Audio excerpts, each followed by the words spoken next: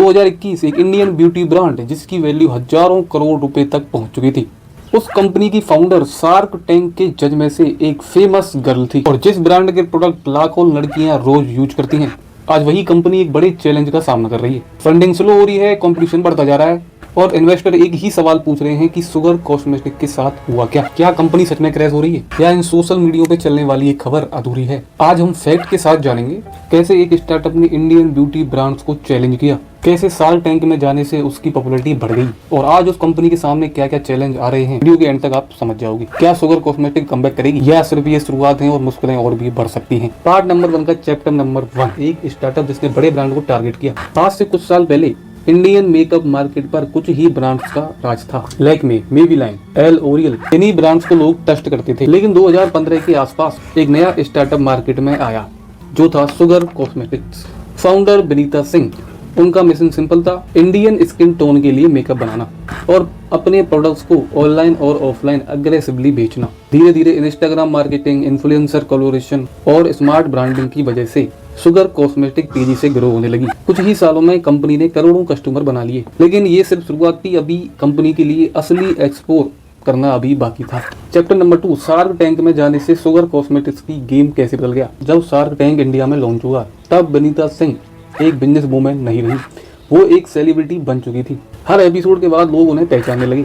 इस पॉपुलैरिटी से सीधा फायदा उनको उनकी कंपनी शुगर कॉस्मेटिक्स को हुआ। ब्रांड सर्च बढ़ने लगी, सेल्स भी तेजी से बढ़ने लगी। इन्वेस्टर जो थे उनका कॉन्फिडेंस स्ट्रॉन्ग होता चला गया। सबको लगने लगा कि शुगर कॉस्मेटिक्स अब मार्केट की ब्यूटी लाइन में सबसे बड़ा जायंट बन के निकलेगी।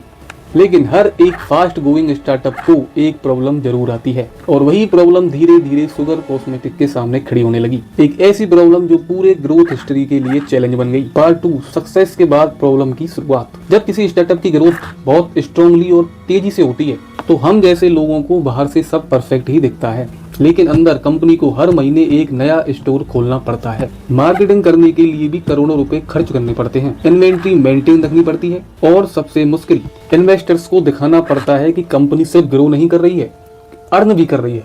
यहीं से शुगर कॉस्मेटिक की असली चैलेंज शुरू हुई। पार्ट 2, चैप्टर नंबर 3, रेवेन्यू तो बढ़ा पर प्रॉफिट कहाँ गया। शुगर कॉस्मेटिक की सेल्स सालों तक बढ़ती रही। कंपनी हर सिटी में अपना स्टोर खोलने लगी। ऑफलाइन स्टोर बढ़े, ऑनलाइन प्लेटफॉर्म पर ये इनका प्रोडक्ट छा गया। लेकिन एक स्टार्टअप के लिए सेल्स बढ़ना काफी नहीं होता है।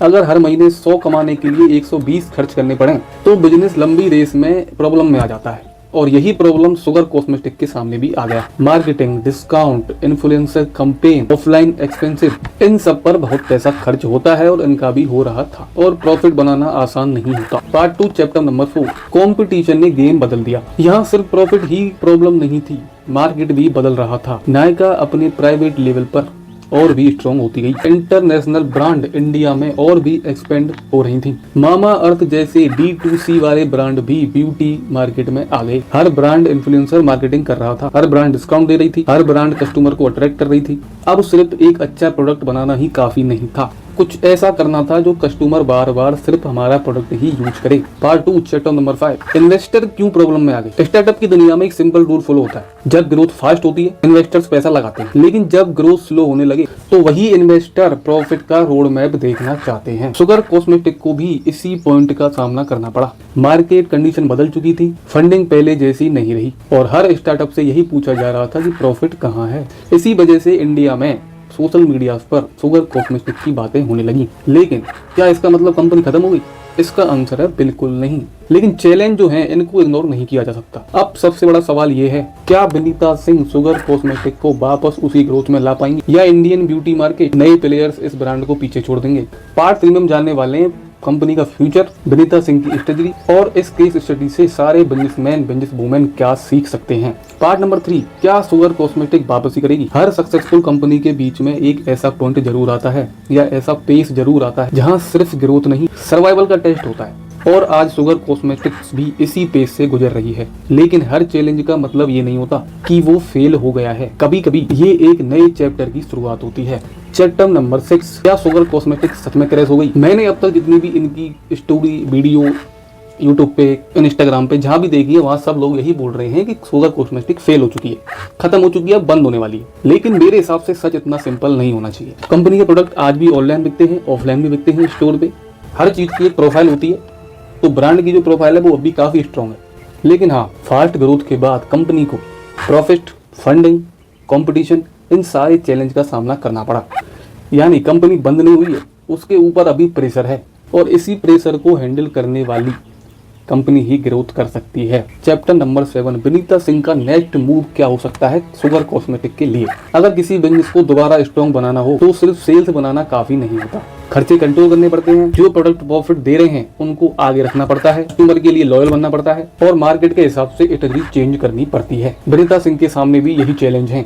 अगर कंपनी अपनी ग्रोथ दिखा पाती है तो शुगर कॉस्मेटिक फिर से अपनी उसी पोजीशन पर आ जाएगी। लेकिन अगर ये मार्केट का कंपटीशन और भी तेज हुआ तो कंपनी को काफी सारी मुश्किलें भी उठानी पड़ेंगी और काफी सारी टाइम भी लगेगा। अब चैप्टर नंबर 8 में बात करते हैं कि आपको, अगर आप एक बिजनेसमैन हो तो आपको क्या सीखने को मिला। शुगर कॉस्मेटिक की स्टोरी हमें एक इंपॉर्टेंट लेसन देती है। स्टार्टअप बनाना मुश्किल है, लेकिन स्टार्टअप को प्रॉफिट बनाना उससे भी ज्यादा मुश्किल है। रेवेन्यू, फंडिंग, वैल्यू, इन्वेस्टर्स, इन सबको हेडलाइन बना के अपने दिमाग में रखना चाहिए।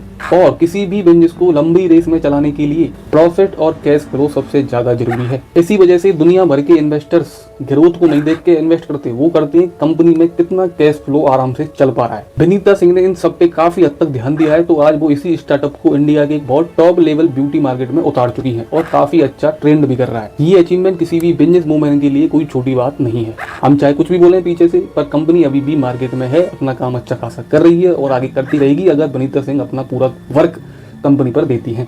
बिजनेस का यही सिस्टम है। आज आपके लिए पूरी सक्सेसफुल सिस्टम दिख रहा है, कल आपका मार्केट गिर गया तो बात खत्म हो जाएगी। ये नहीं होता है। कंपनी फाउंडर्स हमेशा ये प्रॉपर सोच के चलते हैं कि हमें किस पॉइंट पे क्या काम करना चाहिए। अगर आप बिजनेसमैन हो तो आपको भी हर जगह ये अपना रखना चाहिए कि मेरी ये कंपनी है या मेरा ये स्टोर है, तो इसको कहाँ पे प्रॉब्लम आएगी और मैं कहाँ पे उसका सोल्यूशन निकालूंगा। और मेरा रिजल्ट तो यही कहती है कि विनीता सिंह एक अच्छी बिजनेस वूमेन है और वो आराम से अपने इस कंपनी को ऊपर उठा सकती हैं और उठाए लेंगी मेरे हिसाब से। तो और आपको क्या लगता है, क्या शुगर कॉस्मेटिक सच में डूब जाएगी या फिर दोबारा मार्केट में आ सकती है एक अच्छे लेवल के तौर पे वापस?